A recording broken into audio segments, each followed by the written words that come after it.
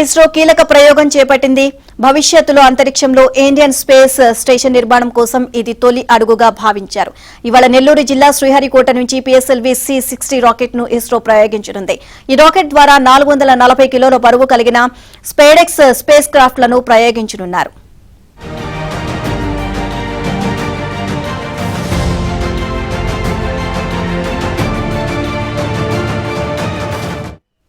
ఈ స్పేడెక్స్ మిషన్ లో 2 వ్యోమ నౌకలు ఉంటాయి. అంతరిక్షంలోకి వెళ్లిన తర్వాత ఇవి ఒకదానితో ఒకటి కలుసుకుంటాయి.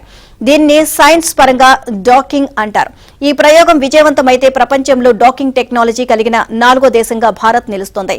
భూమికి 470 కిలోమీటర్ల దూరంలో వృత్తాకార కక్షలో ఈ స్పేడెక్స్ మిషన్ చేపట్టనున్నారు.